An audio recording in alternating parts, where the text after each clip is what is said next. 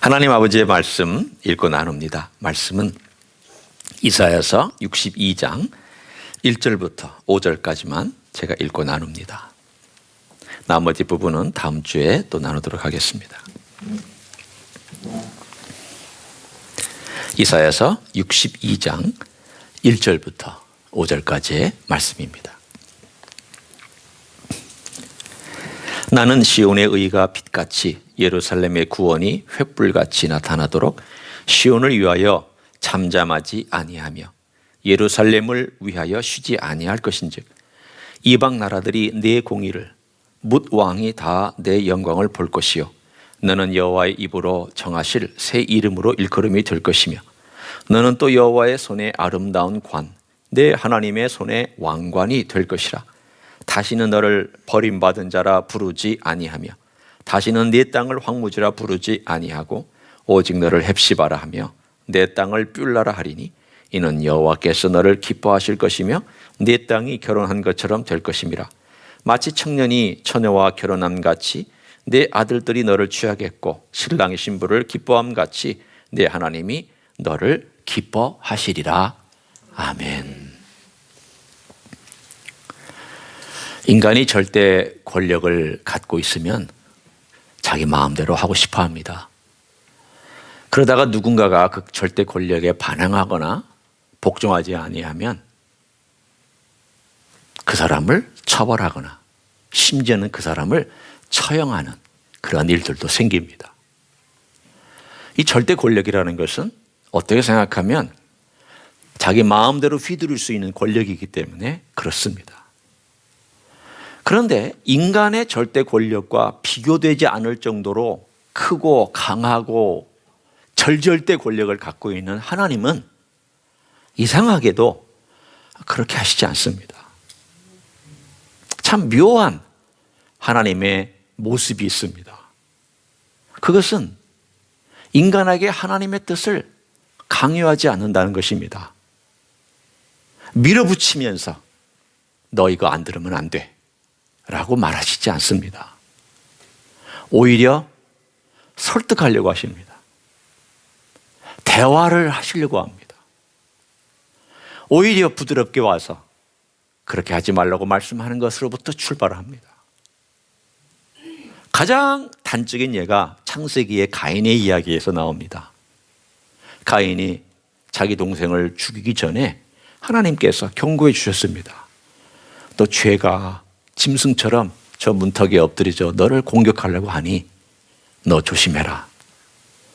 너 그 짐승의 노예가 되지 마라. 잡혀먹지 마라. 그러나 하나님의 경고에도 아랑곳하지 아니하고 가인은 자기 욕망대로 동생을 쳐 죽였습니다. 그리고 하나님이 또 나타났습니다. 가인과 대화하셨습니다. 대화를 시도하셨습니다. 그리고 이쯤 되면 우리 같으면 하나님이 그렇게 나타나셔서 경고도 하시고 또 권고하시고 대화를 하실 경우에 하나님, 제가 참 잘못했습니다. 제가 정말 살인죄를 저질렀습니다. 제가 죽을 죄를 졌습니다. 이렇게 할 것 같은데 가인은 아랑곳하지 않습니다. 내가 뭘 어떻게 했다고 그러십니까? 그리고는 자기가 벌 받을 걸 생각하면 내가 벌이 너무 큽니다. 하나님은 대화를 시도하시고 가인의 마음속에 하나님께로 돌아올 수 있는 기회를 주기 위하여서 말씀하고 계시지만 가인은 완전히 하나님의 대화를 거절하고 외면하고 멀리 떠났습니다. 가인은 하나님으로부터 가능한 한 멀리 떠나서 자기가 만들 수 있는 문명과 문화를 만들어냈던 사람입니다. 하나님은 계속 대화를 시도하시고 인간은 계속 대화를 외면하며 하나님을 떠납니다. 이것이 인간의 역사입니다. 그러나 성경은 계속해서 하나님께서 인간에게 접근하시고 인간에게 다가오십니다. 나와 좀 말 좀 하자. 나와 대화 좀 하자. 내가 너를 찾아왔다. 그럼에도 불구하고 성경에 나와서 하나님과 대화한 몇 사람을 제외하고 대부분의 인생들은 하나님을 거절하고 자기 원하는 삶의 스타일대로 떠나버리고 말았습니다. 하나님이 포기하셨을까요?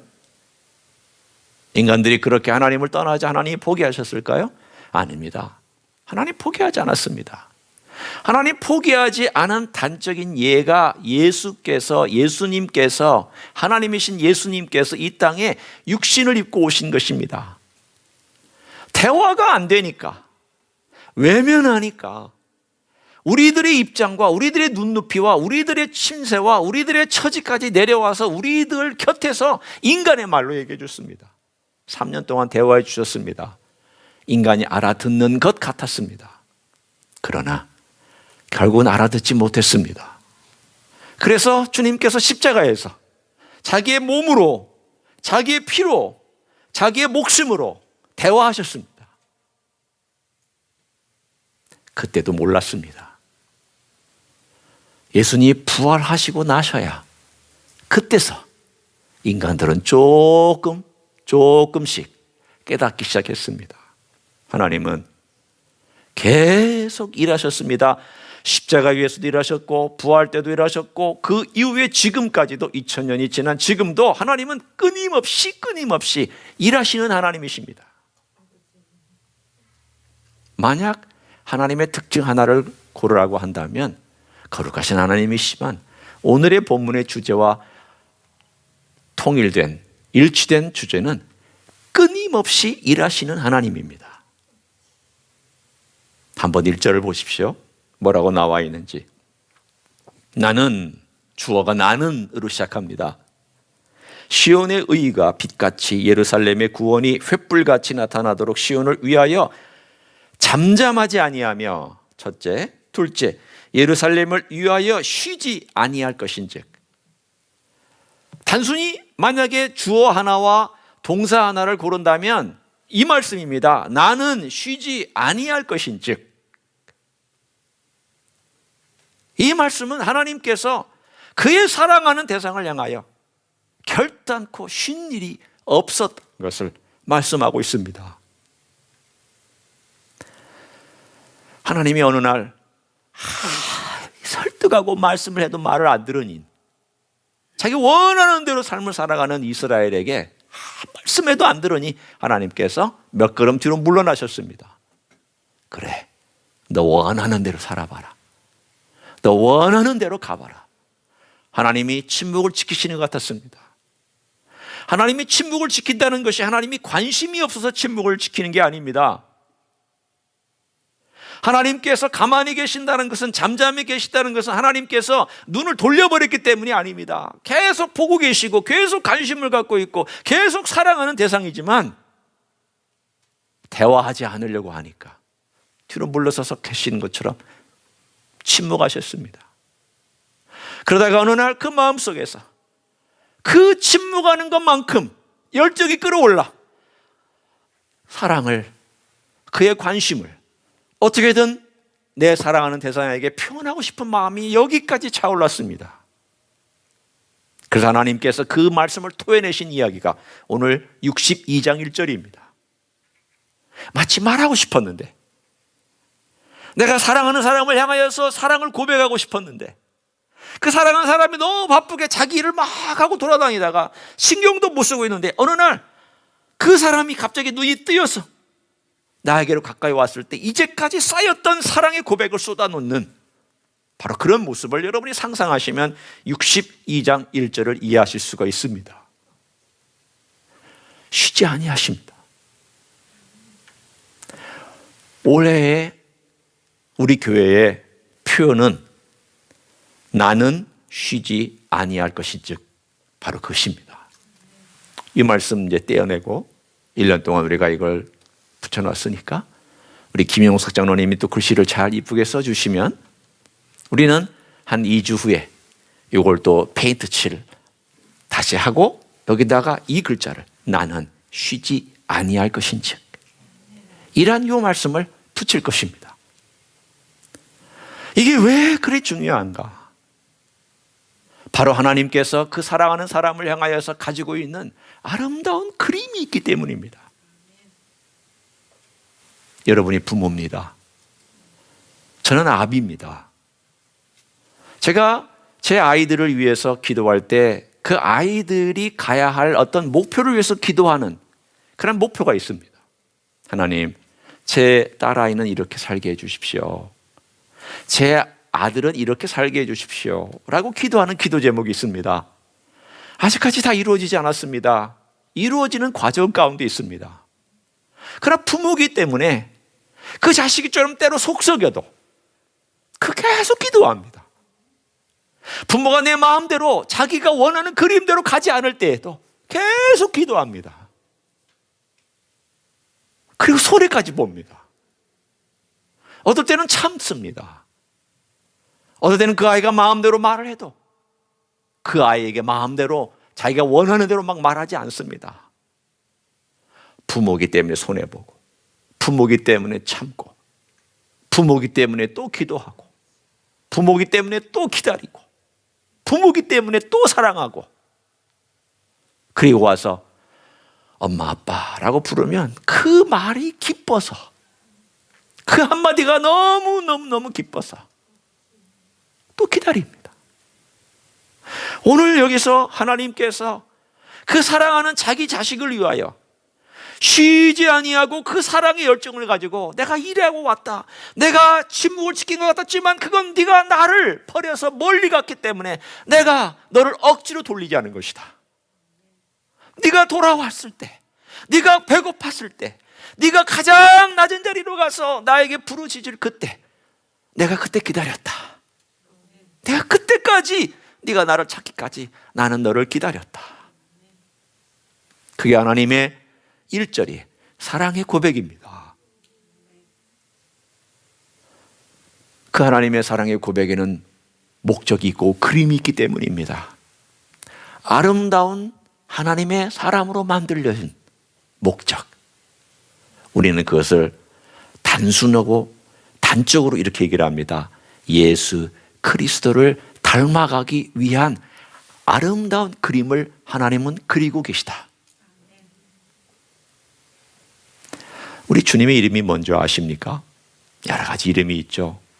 계시록에 보면은 그분의 이름은 충성이라고도 나옵니다. 근데 구약에 2번 나오는 이름이 있습니다. 그 이름은 원더입니다. 원더. 기묘자, 기묘하다라는 이름을 주님께서 삼손의 아버지인 마누아에게 주셨고, 그리고 이사야서를 통하여서 그 기묘라는 이름을 허락해 주셨습니다. 내 이름은, 내 또 다른 이름은 원더야. 나는 놀람이야. 나는 기이함이야. 나는 기묘함이야. 나는 너희가 상상하지 못하는 놀라운 것들을 품고 있어.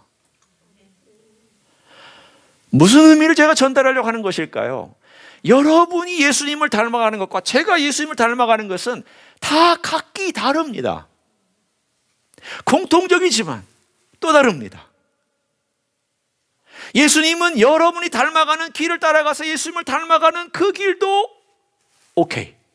또 내가 내 기질과 내 방식과 내 어떤 특징과 내 성품의 어떤 길을 따라서 예수님 닮아가는 것도 오케이.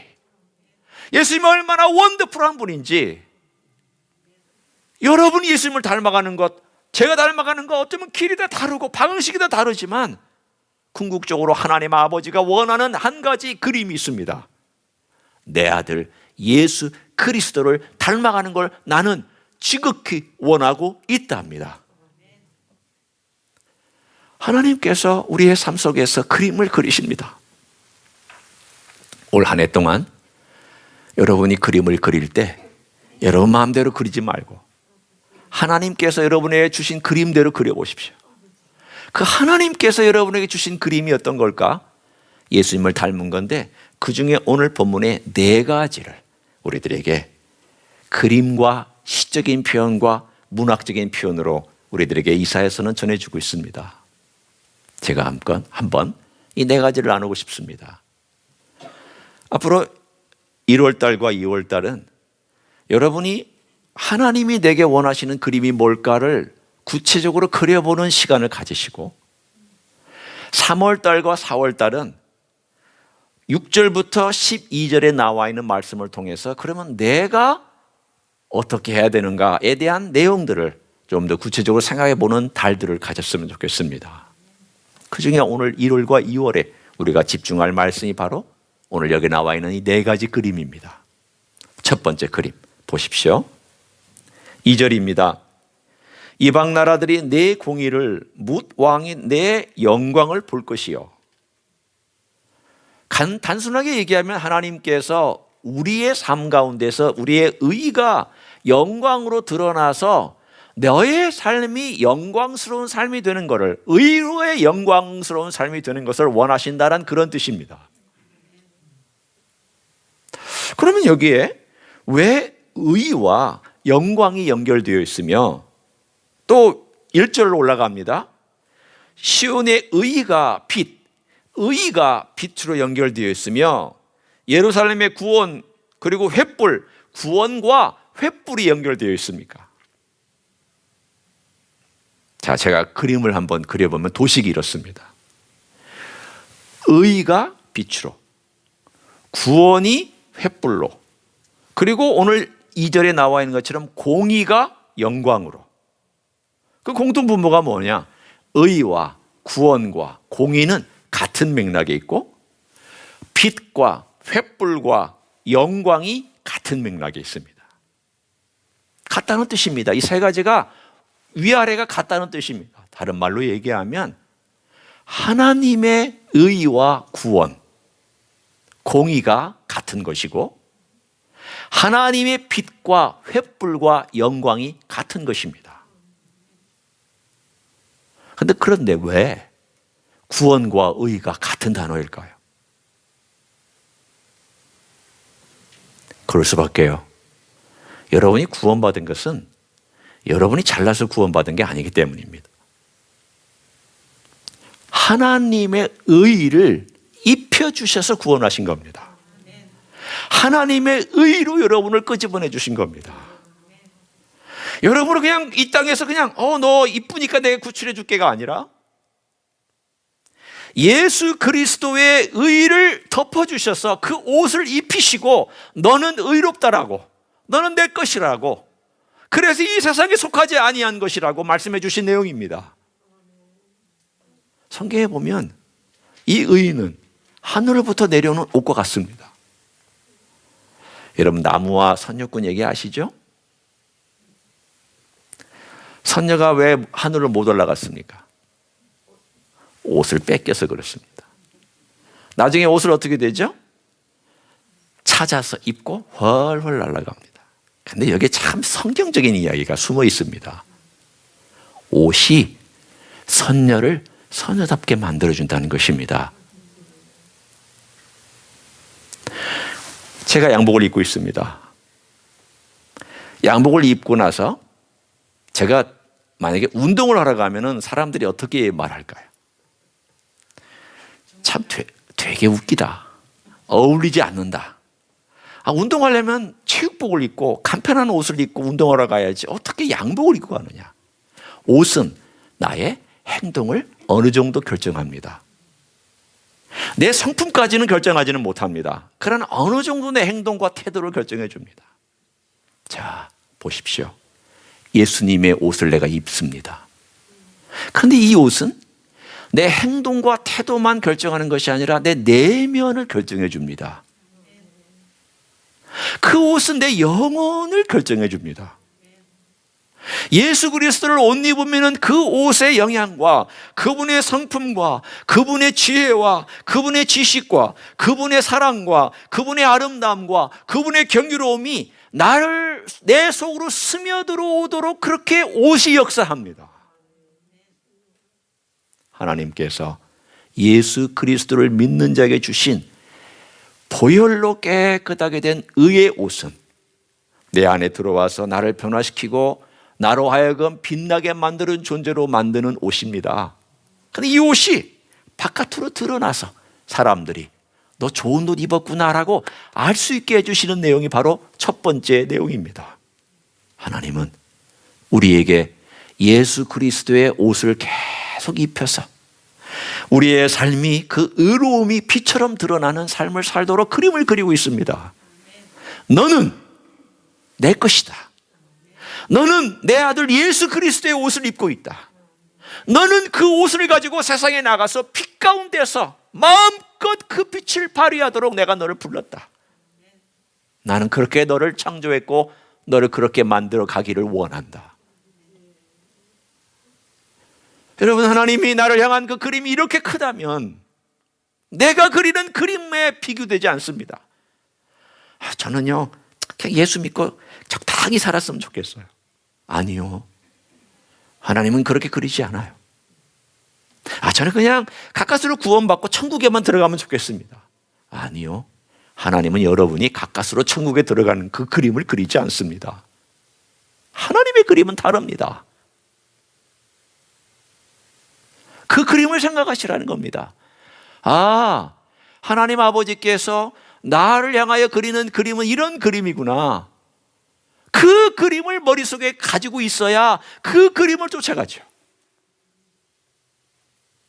그림이 없으면 쫓아가지 않아요. 구체적인 그림을 그려가요.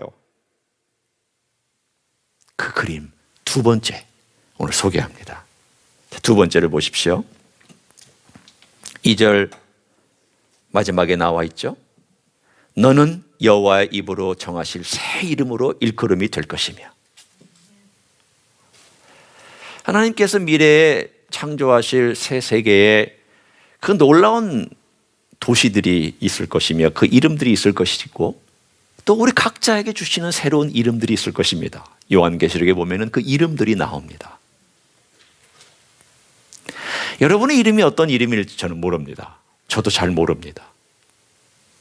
아마 김수영이라고 그 이름을 갖게 될지 아니면 다른 이름을 주실지 오늘 본문의 말씀을 좀 의거해서 본다면 아마 우리들에게 각자 아름다운 이름들을 하나씩 주실 것이라고 저는 생각해 봅니다. 제가 제 아이의 이름을 지었을 때 딸아이는 예지, 둘째는 준영이 이렇게 지었습니다. 사실은 우리가 뭘 알고 지은 건 아닙니다. 그냥 마음속에 기도하다가 이 딸의 이름을 뭐로 할까? 예수님의 지혜는 참 좋겠다. 그래서 얘가 예수님의 지혜를 좀 알고 지혜롭게 생각하며 살았으면 좋겠다. 그런 바람 때문에 그렇게 지었고, 준영이는 원래 지킬 준자에 대해 명령영자에서 하나님의 명령을 잘 지키는 아이가 됐으면 좋겠다. 그런데 이 두 아이들이 자라는 모습을 보면은 이름을 너무 잘 줬습니다. 제가 훌륭해서가 아니라 하나님이 부모가 멍청하니까 이름 하나는 잘 지으라고 그렇게 이름을 지어주게 만들어 주셨습니다. 이 부를 때마다 이 아이들이 너는 예수님의 지혜가 필요해. 너는 예수님의 명령을 잘 따르는 그런 삶이 필요해. 그 두 아이들이 어쩌면 그렇게 필요한 것을 위해서 이름을 지어줬는지 모릅니다. 그런데 하나님은 나보다 나를 더 잘 아시기 때문에 내가 그 새 나라에서 새 이름을 가지고 새로운 신분으로 새로운 존재로 살아가는 그 멋진 이름을, 가장 나에게 어울리는 이름을 주실 것입니다. 이미 주셨는데 내가 모르고 있는 것일 수도 있습니다. 그때는 분명히 내게 들려주실 겁니다. 네 이름은 이거다. 그러면 주님께서 이미 그 이름을, 내 이름을 지어놓고 계시다면 하나님의 그 이름에 걸맞는 그림이 있을 것입니다. 새로운 하나님의 피조물이며 새로운 존재며 새로운 삶을 살아가며 매일매일 삶 가운데 새로워지며 2021년에 2020년보다 새로운 삶을 살아가는 그러한 새로움을 우리 하나님은 우리들에게 허락하기를 원하고 있습니다. 절대 올해가 작년과 똑같아서는 안 됩니다. 영적인 삶에서 그저 그랬어요 라고 끝내서는 안 됩니다. 올 마지막에는 제가 2020년과는 다른 삶을 살았습니다. 저는 새 이름에 걸맞는 삶을 살려고 주님께 기도했고 그림을 그려봤습니다. 그랬더니 주님께서 새 이름에 걸맞는 동기를 부여해 주셨고 용기를 부여하셔서 제가 새 길을 걸어갈 수 있었습니다. 올해 여러분이 새 길을 걸어가야 될 영역이 무엇인지를 생각해 보십시오.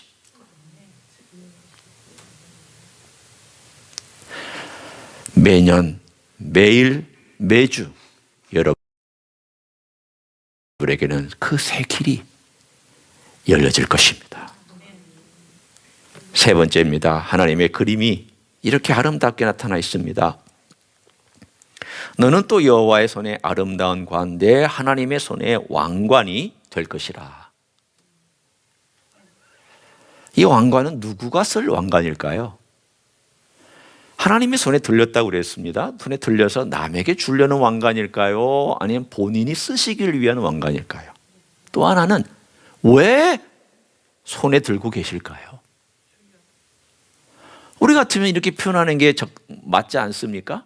머리에 쓴 왕관이다. 이렇게 쓰면 오히려 더 자연스러운데 왜 손에 들고 있는 왕관이다? 이렇게 두 번이나 반복해서 표현을 하셨습니까? 첫 번째 질문부터 대답해 드리고 싶습니다. 이 왕관은 하나님 자신께서 쓰시려는 왕관입니다. 그리고 두 번째, 왜 손에 들고 있는가? 아직 쓰지 않았습니다. 쓸 미래가 다가오고 있다는 뜻입니다.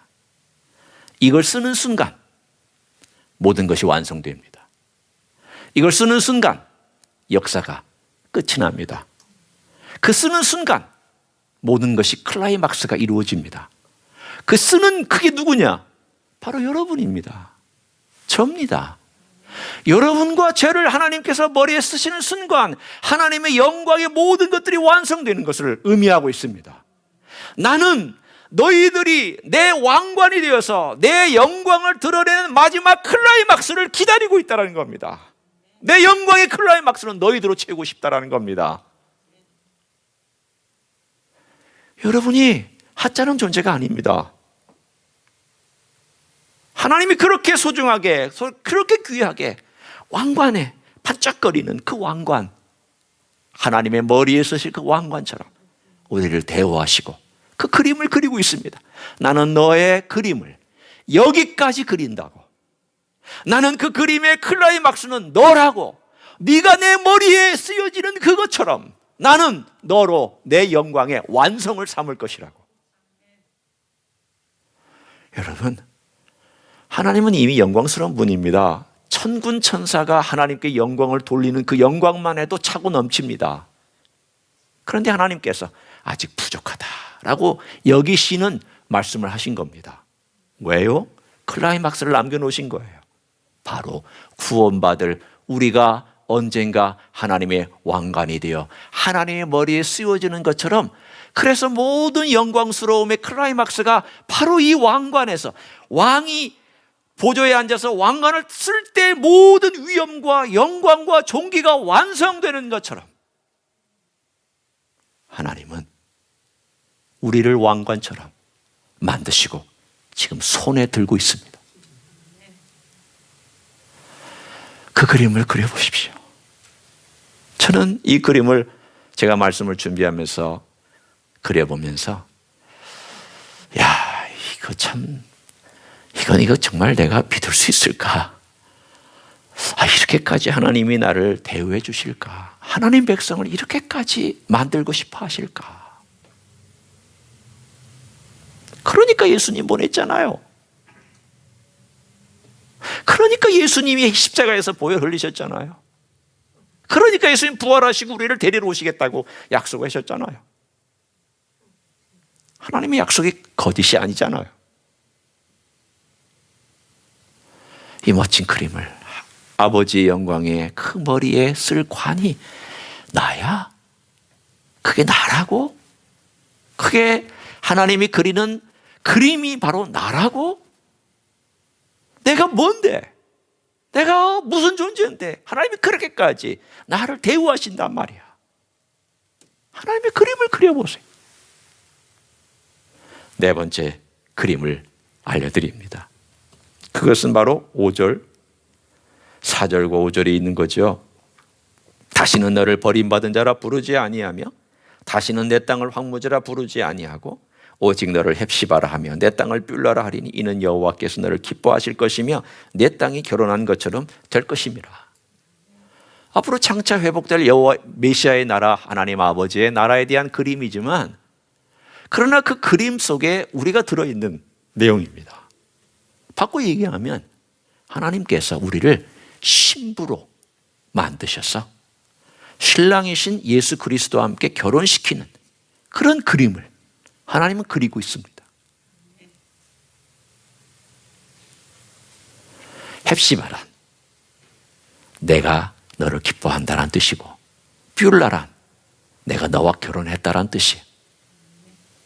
기뻐하는 자라는 뜻이고 결혼한 자라는 뜻입니다. 이 두 가지를 합치면 무슨 뜻일까요? 이런 뜻입니다. 두 가지가 가능합니다. 내가 너를 기뻐해서 너와 결혼한다, 이 뜻이고, 또 하나 바꿔 얘기하면 내가 너와 결혼해서 너를 너무 기뻐한다, 그 뜻도 될 수 있어요. 두 가지 다 가능해요. 내가 너를 너무 기뻐해서 너와 결혼해서 나는 신랑이고 너는 신부야, 우리 기뻐하고 서로 즐거워하니 같이 결혼해서 영원히 같이 살자. 또는 내가 너와 결혼한다, 그러니 우리 영원히 기뻐하자. 이 이야기가 신약에 나와 있잖아요. 교회 보고 하나님은 거룩한 신부라고, 너는 나의 신부라고, 내가 너를 데리러 올 거라고 주님은 그의 비유에서 누누이 강조하셨고, 주님은 말씀으로도 강조하셨고, 말씀에 대한 이야기에서도 강조하셨고, 요한계시록에도 강조하고 있고, 말씀마다 내가 너를 데리러 온다, 내가 너를 데리러 온다, 준비하고 있어라. 하나님 아버지는 우리를 거룩한 신부의 모습으로 왕 옆에 왕비가 앉아 있으면 그 왕은 왕비로 말미암아 기뻐서 그 아름다움에, 그 왕비의 아름다움과 왕비의 찬란함과 순수함과 빛남에 왕은 저절로 기분이 좋아서 그 입이 여기서부터 여기까지 찢어지는 것처럼 내가 선택한 왕비를 보라, 이 왕비의 찬란함을 보라, 내가 이 왕비를 위해서 피 흘렸다, 내가 이 왕비를 거룩하게 했고 내가 이 왕비를 선택하여 너라, 봐라. 하나님이 자랑하고 싶으신 거예요. 여러분을 자랑하고 싶으신 거예요. 누구에게? 온 천사들과 온 관람객들과 구경하는 모든 존재들에게 하나님께서 여러분 하나하나를 신부로 다 자랑하고 싶으신 이야기야. 오늘 이사야서 62장 1절부터 5절까지의 이야기입니다.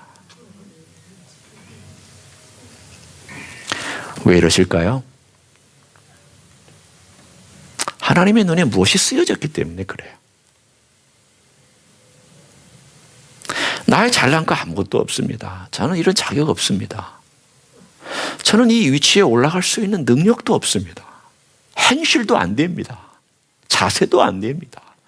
하나님의 눈에 무언가가 씌워져서 나를 너무 사랑한 나머지, 너무 존귀한 나머지 나에게 새 이름도 주시고 왕관처럼 머리에 쓰시겠다고 말씀하시고, 너는 내 신부라고 말씀하시고, 너는 내 옷, 내 공의로운 옷을 입은 나의 사람이라고 말씀해 주고 계시는 거예요. 그 그림을 그려보세요. 여러분은 허투루 분이 아닙니다. 허투루히 살 사람들이 아닙니다. 허투루게 살 사람도 아니고 허투루 길을 걸어가셔도 안 됩니다. 갔다가도 아니야, 하나님이 내게 주신 그림이 있는데 내가 어떻게 허투루게 살 수 있어? 아니야, 나는 하나님의 자녀야. 나는 하나님의 그림을 그려야 돼. 계속 그림을 그리세요. 올 한 해 동안 하나님께서 여러분 속에 주신 이 그림